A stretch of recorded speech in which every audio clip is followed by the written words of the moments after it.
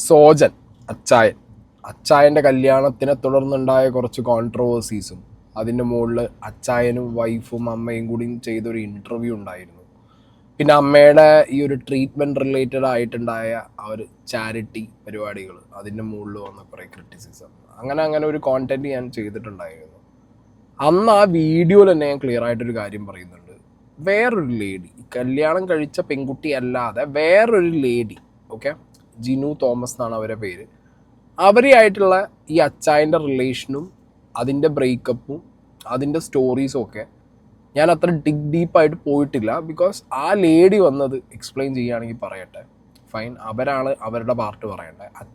അച്ചായൻ്റെ അമ്മ അവരുടെ പോർഷൻസ് ഇങ്ങനെ പറഞ്ഞിട്ട് പോയി. അതിൽ തന്നെ അച്ചായൻ്റെ അമ്മ സംസാരിച്ച സമയത്ത് അച്ചായൻ എന്ത് ചെയ്തു, പറയുകയാണെങ്കിൽ പറഞ്ഞോട്ടെ, കേൾക്കുന്നവരാണ് കേട്ടിട്ട് ഈ സംഗതി അച്ചായനായിട്ടല്ല പറയുന്നത്, അമ്മയാണല്ലോ പറയുന്നത് എന്നുള്ള രീതിയിൽ അത് കേട്ട് മിണ്ടാതിരുന്നിട്ട് അതിനിങ്ങനെ ഓക്കെ പറഞ്ഞുകൊണ്ടിരിക്കുന്ന ഒരു സീനൊക്കെയാണ് ഞാൻ ഇൻ്റർവ്യൂവിൽ അന്ന് കണ്ടതും ഞാൻ നിങ്ങളുടെ മുന്നിൽ അത് വെച്ചിട്ട് ഞാൻ എൻ്റെ ഒരു പെർസ്പെക്റ്റീവ് പറഞ്ഞത്.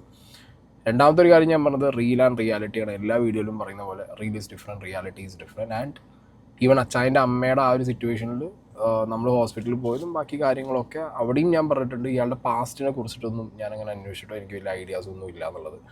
ഒരാൾ സഹായം ചോദിക്കുന്നു, ഒരാളുടെ അമ്മ ആ ഒരു അവസ്ഥയിൽ നിൽക്കുന്നു, സഹായിക്കുക എന്നുള്ളത് ചെയ്യേണ്ട ഒരു കാര്യമാണെന്ന് ഞാൻ വിചാരിക്കുന്നത് കൊണ്ട് നമ്മളാൽ കഴിയുന്നത് എന്തെങ്കിലും ഒന്ന്, അത്രയേ ഉള്ളൂ. ഓക്കെ, അപ്പോൾ എന്തായാലും അതിലേക്ക് ഞാൻ ഡീറ്റെയിൽ ആയിട്ടൊന്നും ഇനി പോകുന്നില്ല. ആ വീഡിയോ ഞാൻ അവിടെ ചെയ്തതിൽ അതൊക്കെ കംപ്ലീറ്റ് ആയിട്ട് പറയുന്നുണ്ട്. ഈ വീഡിയോയിൽ എനിക്ക് പറയാനുള്ളത് reel is different, reality is different എന്നുള്ളത് നിങ്ങൾ മനസ്സിലാക്കിയേ പറ്റൂ. ഓക്കെ, അത് ഈ സോഷ്യൽ മീഡിയനകത്ത് എന്ത് കാണുന്ന ഒരു വ്യക്തിയാണെന്നുണ്ടെങ്കിലും സെൽഫ് ഓഡിറ്റ് ചെയ്ത് അത് എന്താണ് എങ്ങനെയാണെന്നുള്ളത് നമുക്കൊരു ധാരണ വേണം. ആ ധാരണയിൽ നിന്ന് എടുക്കേണ്ട കാര്യങ്ങൾ നമ്മൾ എടുക്കണം, തള്ളിക്കളയേണ്ട കാര്യങ്ങൾ നമ്മൾ തള്ളിക്കളയണം.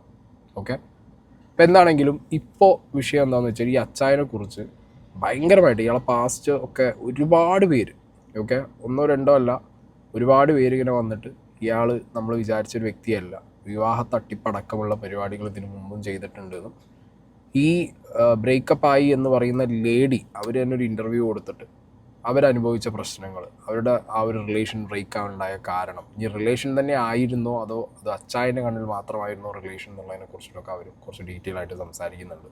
നമുക്ക് ആദ്യം ഒരു വോയിസ് ക്ലിപ്പിലേക്ക് പോവാം. ഒക്കെ തെളിവടക്കം എൻ്റെ കയ്യിലുണ്ട്, തെളിവടക്കമുണ്ട്. പല സ്ത്രീകളെ അതെ, ഇവനെ കല്യാണം നടക്കൂല എന്നറിയുന്ന പെണ്ണിൻ്റെ അപ്പന് വരെ കല്യാണം നടക്കൂല എന്നറിയുന്നതാണ്. ആ പെണ്ണിനെ വരെ ഇവൻ കൊണ്ടുവന്ന് ഇവര് നടത്തി കൊടുത്തു. വെച്ചാൽ ഇവർക്ക് പൈസ ഉണ്ടാക്കാൻ വേണ്ടിയിട്ട്. അവന് കാറ് മേടിക്കണം, അങ്ങനെ പല എൻ്റെ അടുത്ത് നിന്ന് കുറേ പൈസ വാങ്ങിയിട്ടുണ്ട് അവൻ. അതുപോലെ തന്നെ വേറൊരു പെണ്ണും കൂടെ ഉണ്ട്. അതിനെ കാണിച്ചിട്ട് സർക്കാർ ജോലിക്കാരനാണ്, അവൻ്റെ കമ്പ്യൂട്ടർ, അവൻ്റെ ഇന്ന് കുറേ ലക്ഷങ്ങൾ, ഇങ്ങനെയാണ് അവർ വയനാട്ടിലുള്ളപ്പോൾ ജീവിച്ചുകൊണ്ടിരുന്നത്. ഓക്കെ, അപ്പോൾ അച്ചായൻ റിലേറ്റഡ് ആയിട്ട് ഒരുപാട് തട്ടിപ്പുകൾ ഇയാളുടെ കാര്യങ്ങളൊക്കെ ഒരു വ്യക്തി വന്നിട്ട് പറയുകയാണ്. ആ വ്യക്തിയെയും അച്ചായൻ ഒരുപാട് ഫിനാൻഷ്യലി തട്ടിച്ചിട്ടുണ്ട്. അതൊക്കെ ഈ കല്യാണം, സ്ത്രീ, അങ്ങനെയൊക്കെ പറഞ്ഞ ആ വിഷയങ്ങളിലാണ് എന്നുള്ളതാണ് ഈ ഒരു വ്യക്തി വോയിസ് നോട്ടിലൂടെ പറഞ്ഞിട്ട് പോകുന്നത്. ഈ വ്യക്തി എബ്രോഡുള്ള വ്യക്തി. വയനാട്ടിൽ അച്ചായനും ഫാമിലിയും, എനിക്ക് തോന്നുന്നു അച്ചായനും ഫാമിലി ബേസ്ഡ് ഓൺ വയനാടാണ് തോന്നുന്നു. ഈവൻ ആ ഒരു ബ്രേക്കപ്പ് ആയ ലേഡി വന്നിരുന്ന് ഇൻ്റർവ്യൂ കൊടുത്തപ്പോൾ അതിൽ പറയുന്നുണ്ട്, അവരുടെ ഒരു പ്രോപ്പർട്ടി വിൽക്കാൻ പോയ കഥയൊക്കെ പറയുന്നുണ്ട്.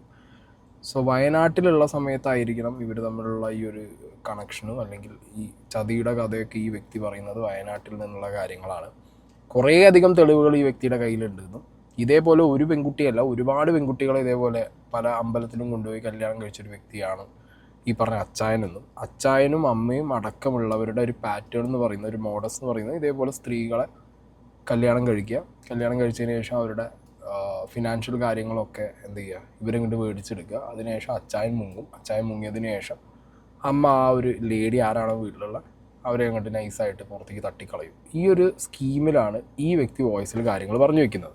ഈ തള്ള, അവൻ്റെ അമ്മ, തള്ള എന്ന് വെച്ചാൽ അമ്മ, ഈ അടുത്ത ദിവസം ഒരു മീഡിയയിൽ കണ്ടിരുന്നു, മദ്യപിക്കാറൊന്നുമില്ല. വിദേശത്ത് നിന്നൊക്കെ ഇങ്ങനെ നമ്മളൊക്കെ വരുമ്പോൾ നമ്മളെയൊക്കെ വിളിച്ച് പറയുമായിരുന്നു മദ്യം. വോഡ്കയാണ് വേണ്ടത്, വോഡ്കയാണ് അവരുടെ ബ്രാൻഡ്. ഇതൊക്കെ ഇങ്ങനെ കാണുമ്പോൾ ഒരു വിഷമം, അതുകൊണ്ട് നമ്മളൊക്കെ പ്രതികരിച്ച് പോകുന്നേ ഉള്ളൂ. സോജൻ ഒരുപാട് ആൾക്കാരെ പറ്റിച്ച് ജീവിക്കുന്ന ഒരാളാണ്, ജോലി ചെയ്ത് ജീവിക്കുന്ന ഒരാളല്ല. എങ്ങനെയെങ്കിലും പൈസ ഉണ്ടാക്കണം, ആരെ പറ്റിച്ചായാലും ഉണ്ടാക്കണം എന്നുള്ളൊരു ചിന്തയായിട്ട് നടക്കുന്ന ഒരാളാണ്. കുറെ കാലം അവന്റെ അമ്മാവന്റെ 2 പെൺമക്കളുണ്ടായിരുന്നു, അവരെ വെച്ചോണ്ടായിരുന്നു പൈസ ഉണ്ടാക്കിക്കൊണ്ടിരുന്നത്. എന്താ വെച്ചാല് ഇളയ പെണ്ണിനെ കെട്ടിയത് ഒരു സർക്കാർ ജോലിക്കാരൻ, മൂത്ത പെണ്ണിനെ കെട്ടിയ ആള് ഞാൻ, അതായത് ഗൾഫിലാണുള്ളത്. ആദ്യം കല്യാണം കഴിച്ചത് അനിയത്തിനെയാണ്. അനിയത്തിനെ സർക്കാർ ജോലിക്കാരനായതുകൊണ്ട് മാസം മാസം അവന്റെ പൈസ അവന്റെ വീട്ടിൽ പോയി അവന്റെ കമ്പ്യൂട്ടർ എടുക്കുക, ലാപ്ടോപ്പ് എടുത്തിട്ട് പോവുക. കുറെ കാലം അവനെ കൊണ്ട് ജീവിച്ചു. അത് കഴിഞ്ഞ് കെട്ടിയത് ഞാൻ. പെങ്ങൾക്ക് മൊബൈൽ വേണം, പൈസ കുറെ വേണം, ഒരുപാട് പൈസകൾ വാങ്ങിയിട്ടുണ്ട്. അങ്ങനെയൊക്കെയാണ് അവൻ തിന്ന് ജീവിച്ചുകൊണ്ടിരുന്നത്. ഇപ്പോൾ നിങ്ങൾക്കൊക്കെ നമ്മൾ എന്താ പറയണ്ടേ? തെളിവാണല്ലോ നമുക്ക് എന്തിനും വേണ്ടത്. തെളിവടക്കം തരാം. അവന് പൈസ അയച്ചു കൊടുത്തതിൻ്റെയും ഒക്കെ രേഖകൾ എൻ്റെ കയ്യിൽ ഇരിപ്പുണ്ട്. മൊബൈൽ വാങ്ങിയതിൻ്റെ ബില്ലും എല്ലാം ഇപ്പോഴും ഇരിപ്പുണ്ട് എൻ്റെ കയ്യിൽ. നമുക്ക് ഒരു കാലത്ത് ആവശ്യം വരുമെന്ന് എനിക്കറിയാം, അതുകൊണ്ട് ഞാൻ അതൊക്കെ സൂക്ഷിച്ചു വെച്ചിട്ടുണ്ട്. അവൻ്റെ അച്ഛൻ ഏതോ കാലത്ത് മരിച്ചു പോയതാണ്. അവൻ എൻ്റെ അടുത്ത് പറഞ്ഞത് അവൻ്റെ അപ്പം മരിച്ചിട്ട് സുഖമില്ലാത്തതുകൊണ്ടാണ്, ഹോസ്പിറ്റലാണെന്നും പറഞ്ഞിട്ടാണ് പൈസ മേടിച്ചെന്നോട്.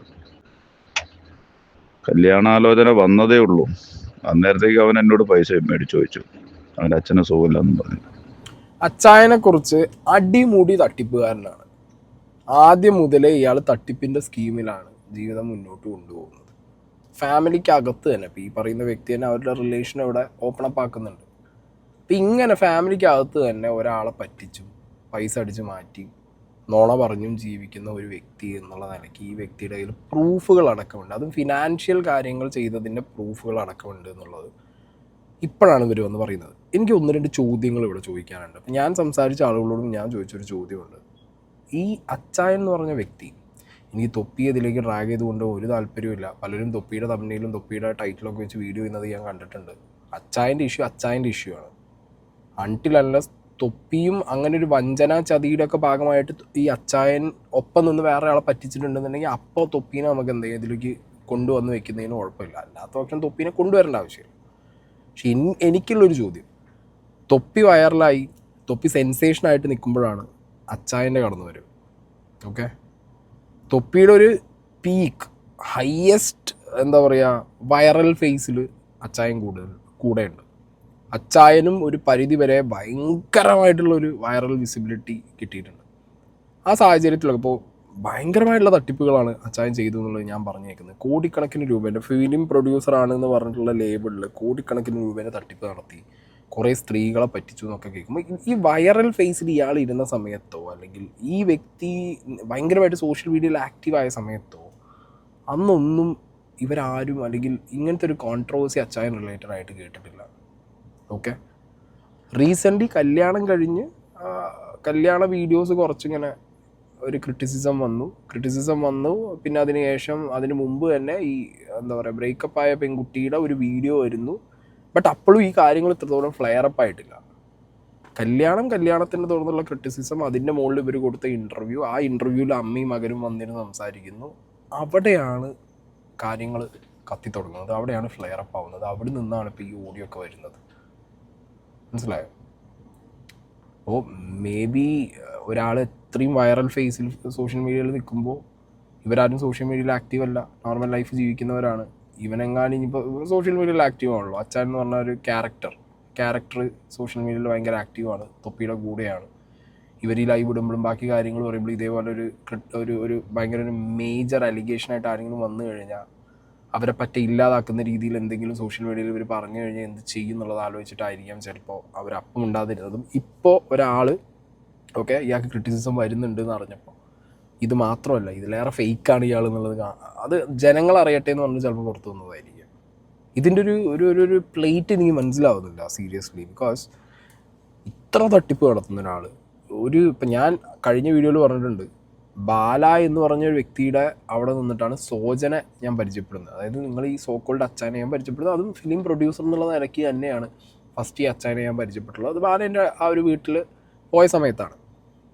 സോ അവിടെ മുതൽ ഒരു ഫിലിം പ്രൊഡ്യൂസറിൽ നിന്ന് മാറി, ഈവൻ ഞാൻ സിനിമ പ്രൊഡ്യൂസർ ഇത്ര പൈസ ഉള്ള ആളിപ്പോൾ ഈ തൊപ്പിയിടത്തോ പൈസ ഉണ്ടല്ലോ കയ്യിൽ, ഫിലിം പ്രൊഡക്ഷൻ ഉണ്ടാവില്ല, പൈസ ഒന്നും അവിടെ വെച്ചിട്ട് തൊപ്പിനൊപ്പം കൂടാന്നുള്ള സ്കീമിലാണ് ഞാനും പ്രതീക്ഷിച്ചിട്ടുണ്ടായിരുന്നത്. പിന്നെ ലേറ്റർ ഓൺ ഞാൻ തന്നെ കഴിഞ്ഞ വീഡിയോ പറഞ്ഞിട്ടുണ്ട്, എനിക്കൊരു ഫ്രിക്ഷൻ ഉണ്ടായിരുന്നു ഈ അച്ചായനായിട്ട്. പിന്നെ ഈ അമ്മയുടെ കേസ് വരുമ്പോൾ നമ്മളൊന്നും വെക്കാറും മനസ്സിൽ ചിന്തിക്കാറുമില്ല. അമ്മയുടെ കേസ് ആയപ്പോഴത്തേക്ക് പിന്നെ അതാണ് പോവുകയും ചെയ്തു. ഓക്കെ, അയാളെ ലൈഫായിട്ട് പോട്ട്, നമ്മൾ പോട്ടറാ, സോഷ്യൽ മീഡിയ കഴിഞ്ഞ കാര്യങ്ങൾ അവിടെ വിട്ട്. അതാണ് എൻ്റെ മൈൻഡ് സെറ്റും എൻ്റെ മെൻറ്റാലിറ്റി.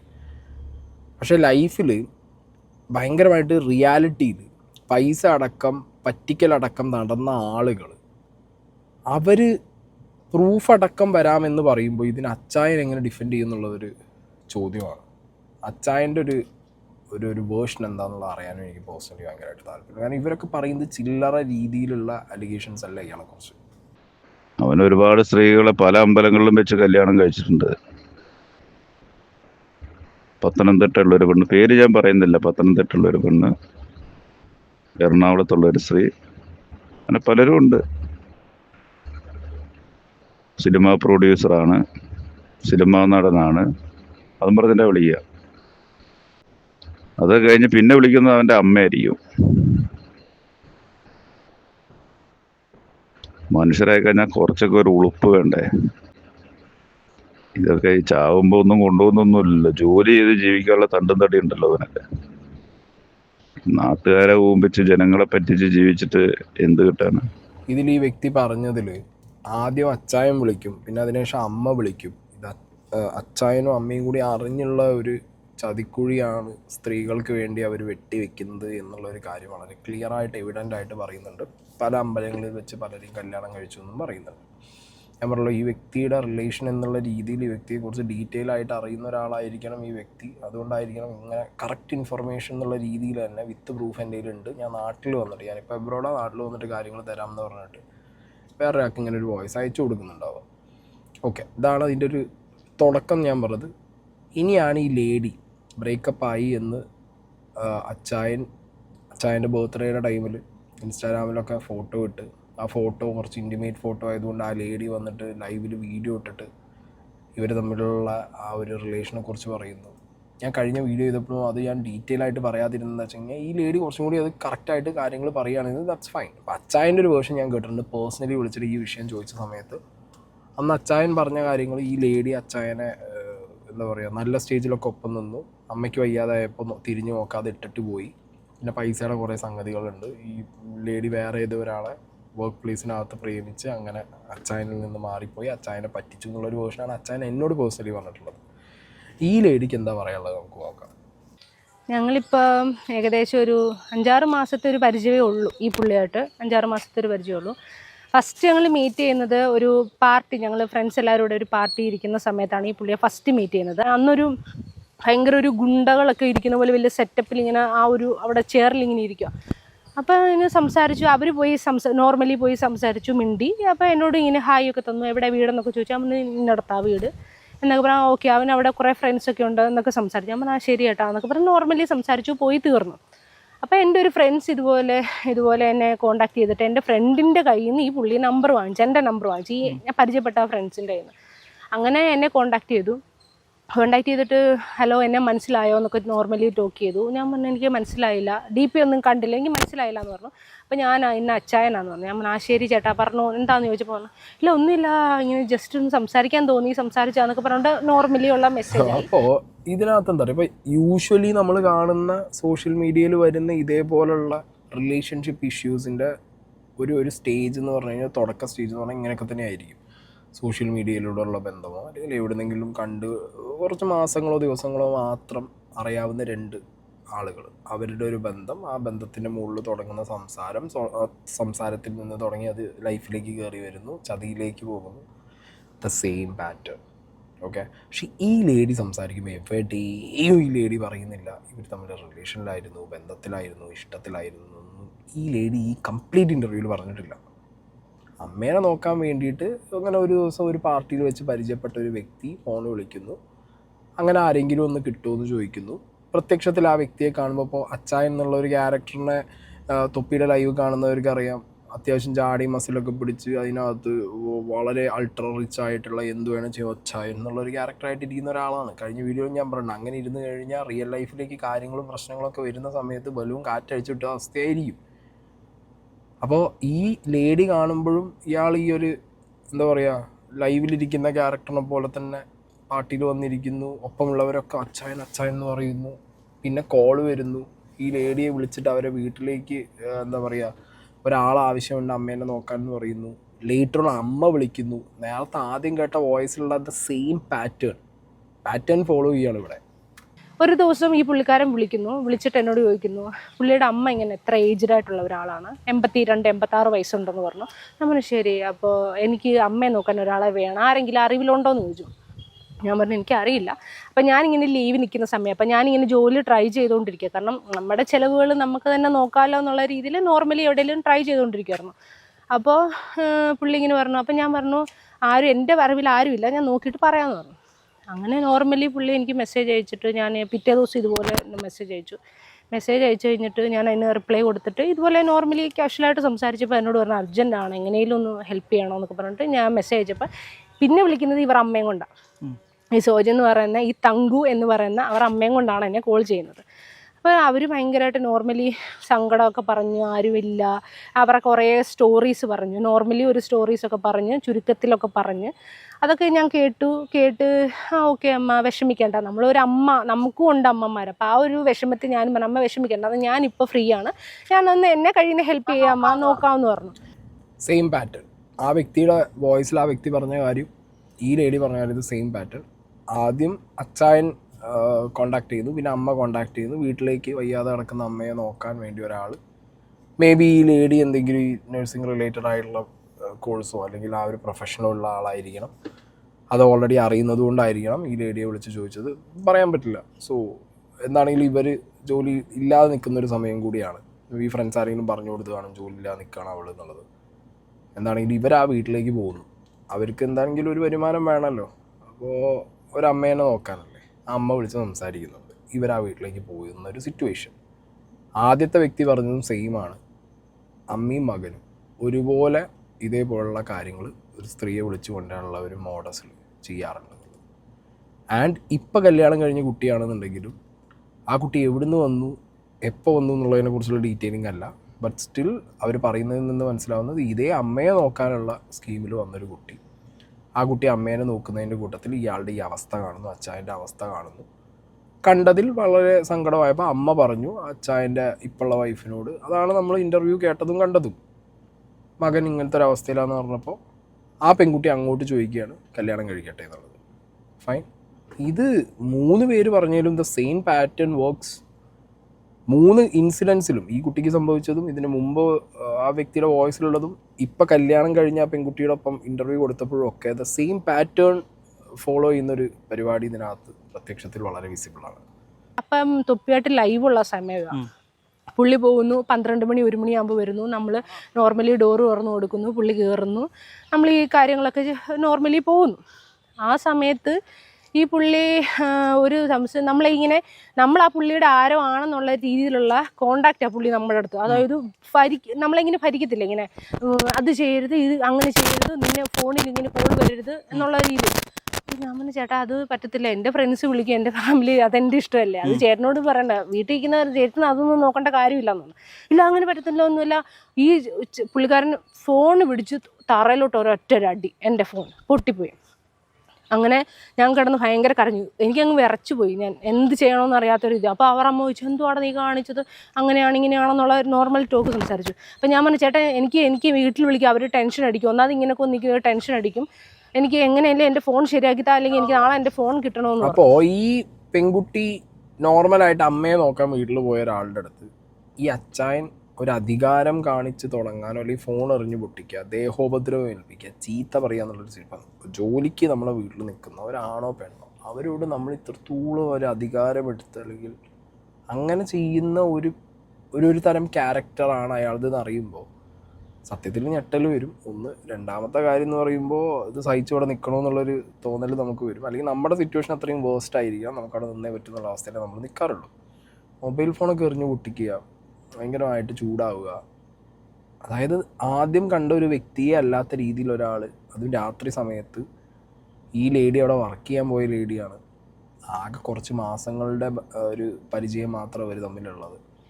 അമ്മയെ നോക്കാൻ വന്നൊരു ലേഡി, അതിൻ്റെ മുകളിൽ ഒരു അധികാരം ഒരാൾ വന്ന് കാണിക്കുന്നൊരു നാർസിസിക് കൈൻഡ് ഓഫ് ആറ്റിറ്റ്യൂഡ് കാണിക്കുന്നു.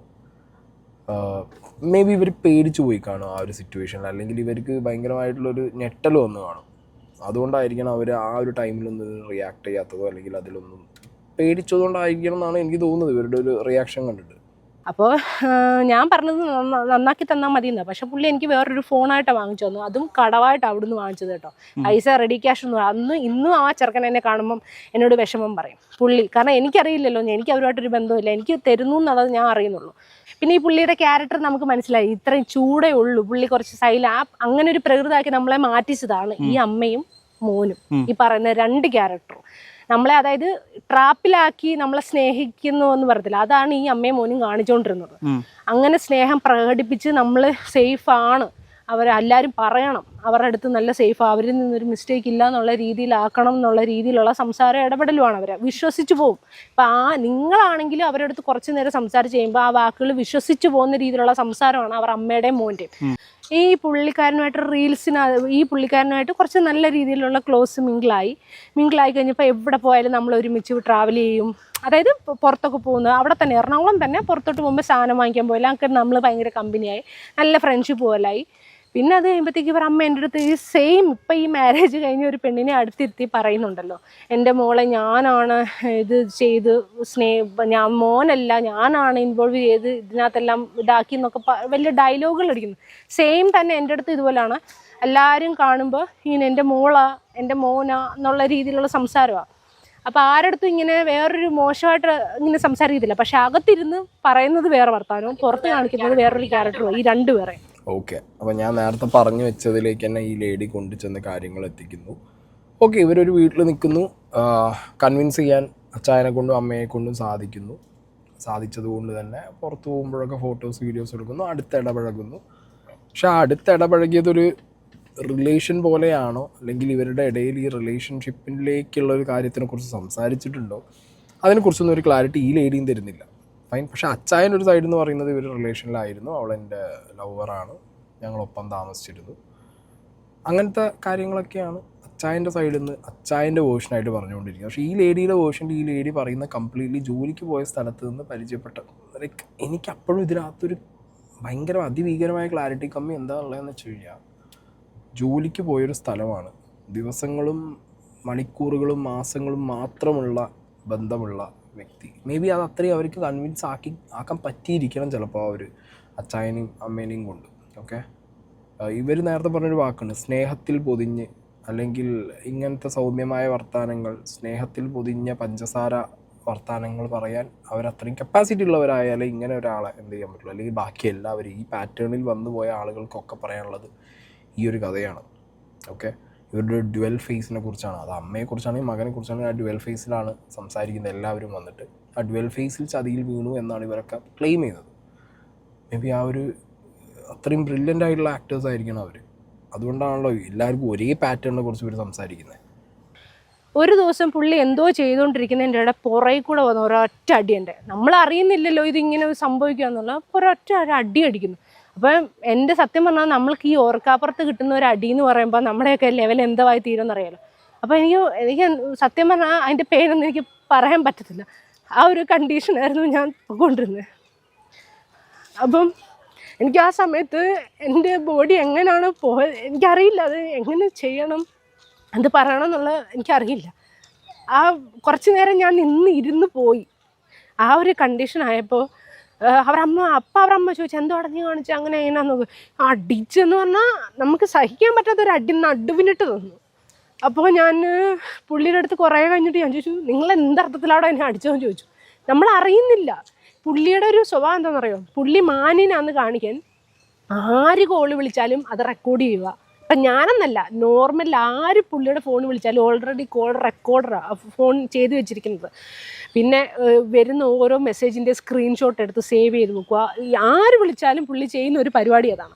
അപ്പോൾ പുള്ളി എന്തെന്ന് പറയുക, പിന്നീട് പുള്ളിയുടെ പ്ലാൻ എന്ന് വെച്ചാൽ ഇത് വെച്ചിട്ട് നമ്മളെ ഭീഷണിപ്പെടുത്തുക. ഇതാണ് പുള്ളി ചെയ്യുന്ന മെയിൻ പരിപാടി. ഓക്കെ, അപ്പോൾ ഇത്രയും ഫിസിക്കൽ അബ്യൂസ് ആ വീട്ടിൽ നിന്ന് ഈ ലേഡി നേരിട്ടിട്ടുണ്ടെങ്കിൽ അതിൽ ഇത്രത്തോളം ട്രോമ അവർക്ക് പറയുമ്പോഴടക്കം ഇവർ വിങ്ങി പൊട്ടുകയാണ്. എനിക്ക് ഇവർ കംപ്ലയിൻറ്റ് കൊടുക്കാന്നല്ലേ ബെറ്റർ. കാരണം ഇതിലൊന്നും ഒരു കംപ്ലയിൻറ്റ് കൊടുക്കാതിരിക്കേണ്ട ആവശ്യമൊന്നുമില്ല. അവർക്ക് ഈസി ആയിട്ട് പോയിട്ട് കംപ്ലയിൻറ്റ് കൊടുക്കാം. ജോലിക്ക് വിളിച്ചു കൊണ്ടുവന്നു, വീട്ടിൽ നിർത്തി, verbal abuse and physical abuse ചെയ്തു എന്നുള്ള കാര്യം ഡെഫിനറ്റ്ലി പറഞ്ഞു കഴിഞ്ഞാൽ അത് കേസാക്കാൻ പറ്റുന്ന കാര്യം തന്നെയാണ് അവർക്ക്. ഓക്കെ, രണ്ടാമത്തെ കാര്യം, നേരത്തെ ഞാൻ പറഞ്ഞു വെച്ചെടുത്ത് ആദ്യമൊക്കെ നോർമലായിട്ട് സംസാരിച്ച ആളുകളുടെ മുഖം മാറുന്നു. മുഖം മാറിയതിൽ നമുക്കൊരു ഡൗട്ട് വരുമ്പോൾ വീണ്ടും അവർ നമ്മളെ ഷുഗർ കോട്ട് ചെയ്ത് പഞ്ചാര വർത്താനങ്ങളിൽ വീണ്ടും ഒപ്പം നിർത്തുന്നു. വീണ്ടും അത് ഫിസിക്കൽ അബ്യൂസിലേക്ക് പോകുന്നു. ഫിസിക്കൽ അബ്യൂസിലേക്ക് പോകുന്ന ഒരു സമയത്തെങ്കിലും ഞാൻ പറയുന്നത് ഇവർ ഒക്കെ ഇനി ആരാണെങ്കിലും കറക്റ്റ് സമയത്ത് നമുക്ക് മൂവ് ഓൺ ചെയ്യാൻ പറ്റണം. അത് റിലേഷനിലാണെങ്കിലും അത് കല്യാണം കഴിഞ്ഞിട്ടാണെങ്കിലും അത് എങ്ങനെയാണെന്നുണ്ടെങ്കിൽ നമ്മളെ ബാധിച്ചു തുടങ്ങിയാൽ നമ്മൾ മാറണം. ആൻഡ് ഇത് ഒരുപാട് പേരെ ബാധിച്ചിട്ടുണ്ട്, അല്ലെങ്കിൽ ഇത് ഇവരുടെ സ്ഥിരമാണ് എന്ന് നമുക്കറിഞ്ഞു കഴിഞ്ഞാൽ പിന്നെ അവരെന്ത് ചെയ്യണം? ഒന്നില്ലാന്നുണ്ടെങ്കിൽ അപ്പം തന്നെ അവരെന്ത് ചെയ്യുക, കേസോ കാര്യങ്ങളോ ആക്കുക, അല്ലെങ്കിൽ അവർ എക്സ്പോസ് ചെയ്ത് കളയുക. കാരണം ഇനിയും ബാക്കിയുള്ളവരുടെ ജീവിതത്തിലേക്ക് അവർ ഇതേ സാധനങ്ങൾ കൊടുക്കാതിരിക്കാനുള്ള ഒരു വഴിയും കൂടി നോക്കാൻ നമ്മൾ ശ്രമിക്കണം. ഇവർ അറ്റ്ലീസ്റ്റ് ഇതിപ്പോഴെങ്കിലും ചെയ്യുന്നുണ്ട്, ദാറ്റ്സ് ഫൈൻ. എന്താണെങ്കിലും ഈ ലേഡി ഇങ്ങനെയൊക്കെ കാര്യങ്ങൾ അനുഭവിച്ചു എന്നുള്ളതിനെക്കുറിച്ചൊന്നും എനിക്കും വലിയ ഐഡിയ ഒന്നും ഉണ്ടായിരുന്നില്ല. ഇവരുടെ ആദ്യത്തെ വീഡിയോ കണ്ട സമയത്തും അതിനുശേഷം ഈ അച്ചായനെ വിളിച്ചിട്ട് എന്താ വിഷയം എന്ന് ചോദിച്ച സമയത്തും ഇവർ പറ്റിച്ച് വഞ്ചിച്ച് പോയി എന്നുള്ളൊരു വേർഷൻ മാത്രമായിരുന്നു. ഇവർക്ക് ഈ ഫിസിക്കൽ അബ്യൂസ്, വേർബൽ അബ്യൂസൊക്കെ നേരിടേണ്ട ഒരു അവസ്ഥ വീട്ടിൽ വന്നു എന്നുള്ളതിനെ കുറിച്ചിട്ട് ഇവരെവിടെയും പറയാത്തത് കൊണ്ടായിരിക്കണം നമ്മൾ അറിഞ്ഞില്ല. പക്ഷെ ഇപ്പോൾ ഈ കാര്യങ്ങൾ ഇവർ പറയുമ്പോൾ എനിക്കെന്തോ ഇത് ഇവിടെ ഒന്നും നിൽക്കും തോന്നുന്നില്ല. ഞാൻ അറിഞ്ഞത് വെച്ചിട്ടൊക്കെ ആണെങ്കിൽ ഇനിയും ഒരുപാട് പേര് വരാൻ ചാൻസ് ഞാൻ പേഴ്സണലി ഞാൻ കാണുന്നുണ്ട്. ഒന്നാമത് എനിക്ക് ഓൾറെഡി കുറേ പ്രോബ്ലംസ് ഉണ്ട്. അപ്പം അതുകൊണ്ട് ഞാൻ ആരെയും ആശ്രയിക്കാതെ സ്വന്തം എങ്ങനെ ജീവിക്കണം എന്നുള്ളൊരു മൈൻഡിൽ നിന്ന ഒരാളാണ് ഞാൻ. അപ്പോഴാണ് എനിക്കിത് ആരോട് പറയാൻ പറ്റുന്നില്ല, ഷെയർ ചെയ്യാൻ പറ്റുന്നില്ല.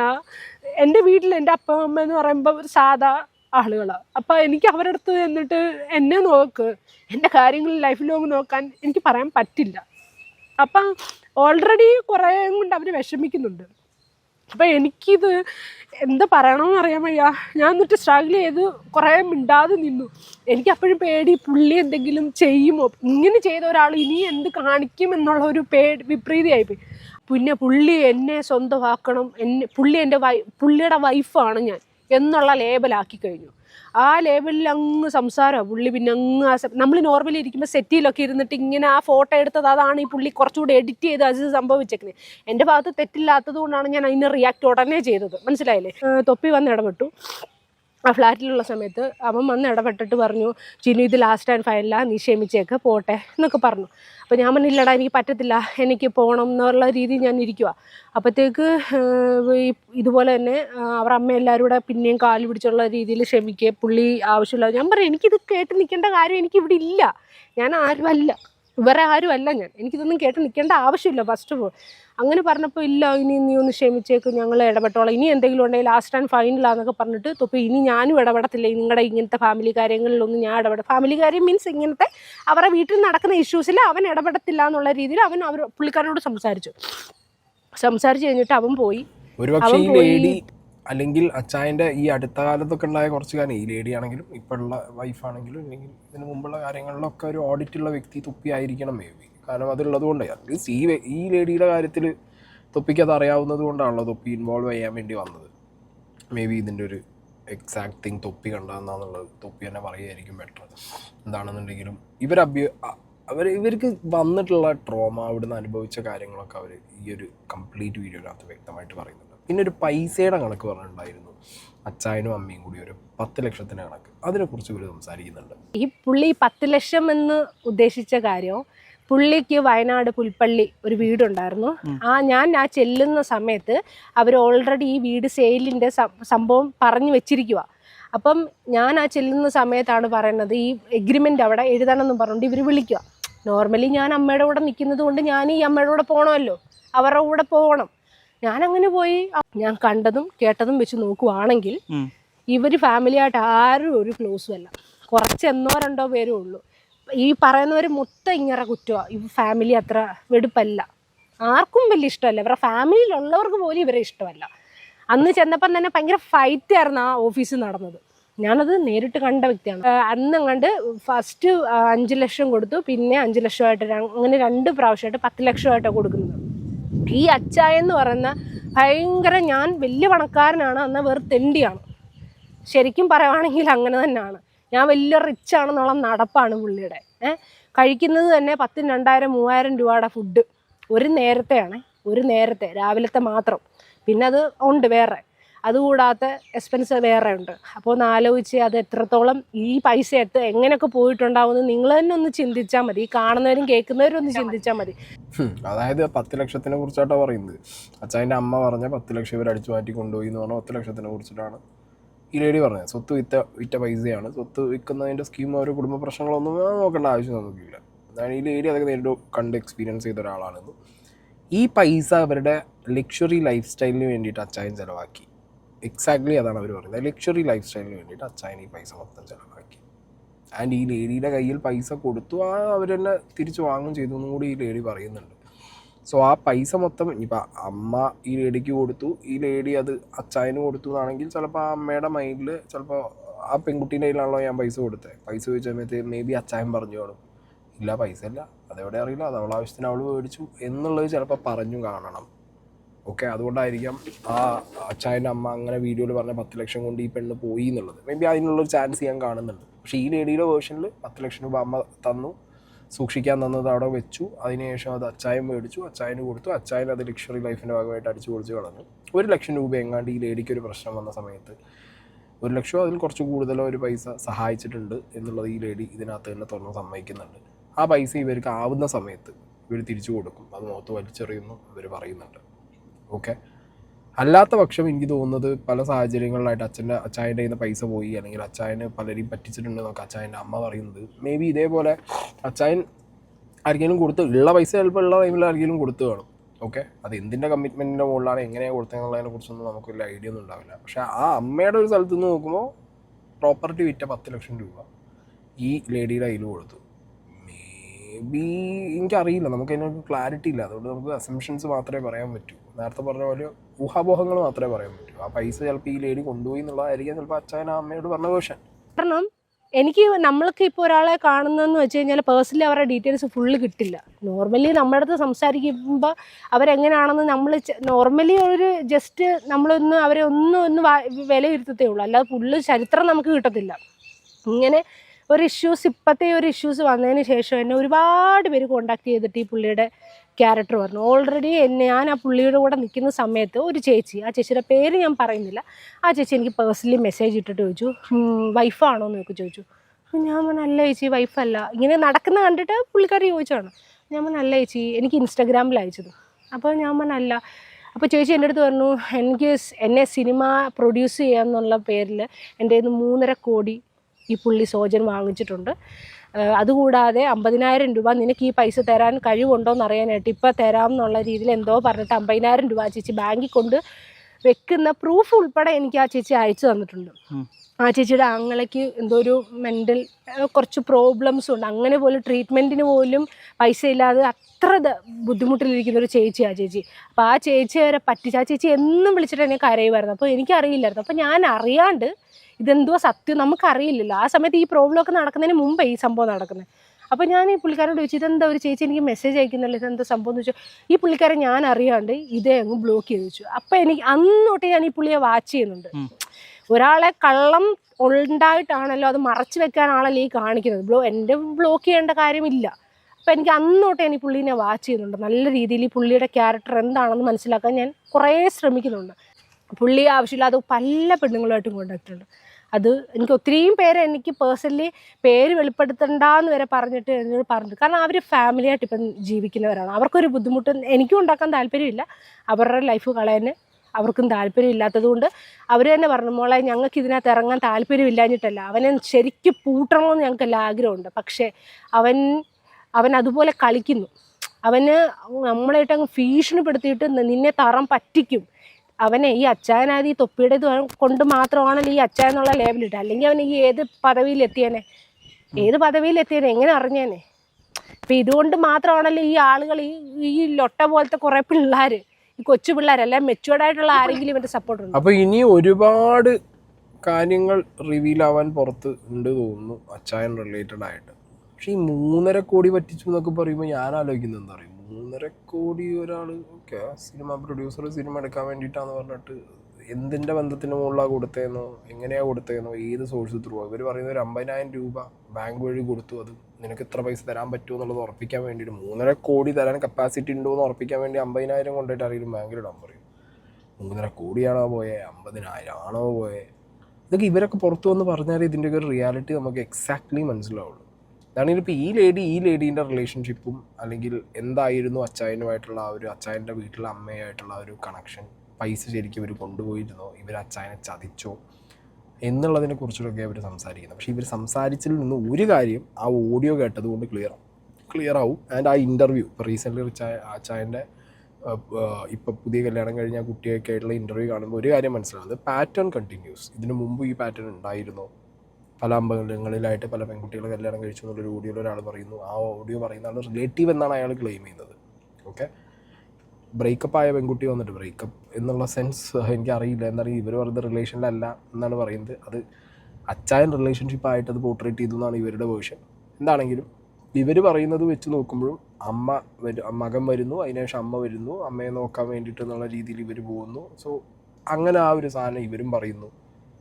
എഗെയിൻ സെയിം തിങ് നമുക്ക് ഇൻ്റർവ്യൂ കാണുമ്പോഴും കണ്ടിന്യൂ ചെയ്യുമ്പോഴും നമുക്ക് മനസ്സിലാവും ആ പെൺകുട്ടിയുടെ പാറ്റേണും ഏകദേശം സെയിം ആണ്. പക്ഷേ ഇങ്ങനത്തെ പ്രശ്നങ്ങളിലേക്ക് പോയിട്ടില്ല, അവിടെ ജീവിതം തുടങ്ങുകയാണ്. സോ ഇങ്ങനെയുള്ളൊരു സംഗതി ഇനി ഇതിന് മുമ്പ് ഇനി ആരെങ്കിലും ഉണ്ടോ, എന്തെങ്കിലും ഫിനാൻഷ്യൽ ഫ്രോഡ് അടക്കമുള്ള പരിപാടികൾ നടന്നിട്ടുണ്ടോ, ഉണ്ടെങ്കിൽ അത് എന്താണ് എന്നുള്ളതൊക്കെ ഇനി എത്ര പേര് വരും എന്നുള്ളത് അറിയില്ല. എന്തായാലും അച്ചായൻ്റെ ഒരു എക്സ്പ്ലനേഷൻ അച്ചായൻ ഡെഫിനറ്റ്ലി ഇപ്പോൾ ഈ പറഞ്ഞ പോലെ ഇൻ്റർവ്യൂ ചാനലുകളിലൊക്കെ ഉള്ളതുകൊണ്ട് അവരെല്ലാവരും ഇവരെ കോൺടാക്ട് ചെയ്തിട്ട് ആ ഡീറ്റെയിൽസ് എടുക്കാനും ചാൻസ് ഉണ്ട്. സോ ആ വ്യക്തി ഇപ്പോൾ ഈ ലേഡി പറഞ്ഞതിൻ്റെ ഒരു കൗണ്ടർ അല്ലെങ്കിൽ അതിൻ്റെ ഒരു അച്ചായൻ്റെ വേർഷൻ എന്താണെങ്കിൽ ഡെഫിനറ്റ്ലി വരുമായിരിക്കും. വന്നതിന് ശേഷം നമുക്ക് എന്ത് ചെയ്യാം, രണ്ടും കൂടി വെച്ചിട്ടൊന്ന് ഇക്വേറ്റ് ചെയ്ത് നോക്കണം.